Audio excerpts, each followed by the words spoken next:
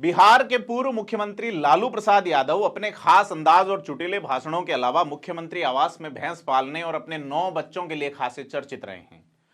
लालू की लंबी सियासती पारी में अनेक ऐसे मौके भी आए जब उनके बच्चों को लेकर लोगों ने निजी हमला किया। चुटकुलों और मीम्स के दौर में लालू के साथ होने वाला यह मजाक और भी ज्यादा भद्दापन लिए बदस्तूर जारी रहा। लालू के 2 बेटे तेज प्रताप और तेजस्वी अपने राजनीतिक बयानबाजी और दूसरे कारणों से भी अक्सर चर्चाओं में बने रहते हैं। लालू की एक बेटी भी है जिसे देश पहचानता है।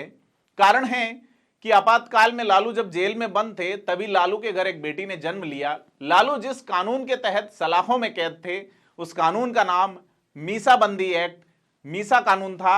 ऐसे में लालू की उस बेटी का नाम भी मीसा रख दिया गया, जिसे देश अब मीसा भारती के नाम से जानता है। लालू के बच्चों को लेकर बातें यहीं नहीं रुकती। इस बात में क्या सच्चाई है यह तो हम नहीं जानते, लेकिन ऐसी बातें अक्सर कही जाती है। जब लालू प्रसाद यादव बिहार के मुख्यमंत्री थे तब यही लालू के बच्चे सीएम ऑफिस में तैनात आईएएस अधिकारियों से अपना होमवर्क करवा लेते थे या फिर उन्हें खिलौना समझकर खेल लिया करते थे। लालू के बच्चे ही नहीं, लालू के बच्चों की मां यानी कि बिहार की पूर्व मुख्यमंत्री राबड़ी देवी की पढ़ाई और उनकी भाषा को लेकर भी समय समय पर छींटाकसी और जुबानी हमले होते रहे हैं। लालू के 9 बच्चे और लालू राबड़ी को जोड़कर कुल 11 लोग हो जाते हैं।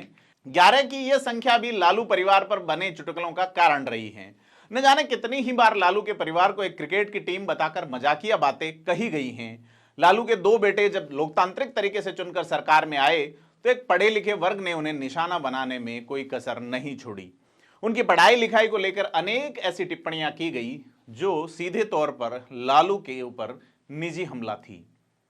लेकिन आज लालू का परिवार जिस कारण से चर्चा में है वह देखकर हर किसी का कलेजा लालू की एक और बेटी का आभार व्यक्त कर रहा है, उन्हें आदर्श के रूप में देख रहा है।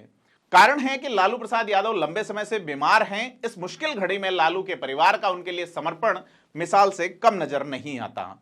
लालू की छोटी बेटी रोहिणी आचार्य ने प्रेम और त्याग की एक मिसाल पेश करते हुए उन्हें अपनी किडनी दान की है।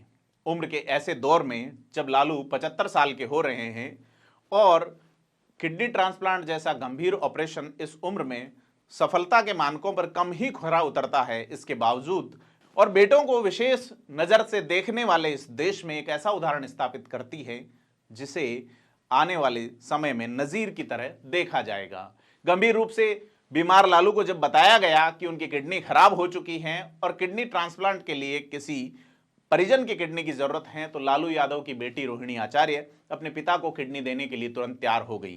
रोहिणी अभी युवा है और एक लंबी जिंदगी उनके पीछे है। लालू यादव कितने दिन दुनिया में रहेंगे यह स्वास्थ्य और ईश्वर की मर्जी पर निर्भर करता है, लेकिन अपनी जिंदगी से बेपरवाह रोहिणी ने लालू की असहमति के बावजूद अपने पिता का जीवन बचाने के लिए एक तरह से अपनी जिंदगी दांव पर लगाई है। लालू का ऑपरेशन सफल हुआ है।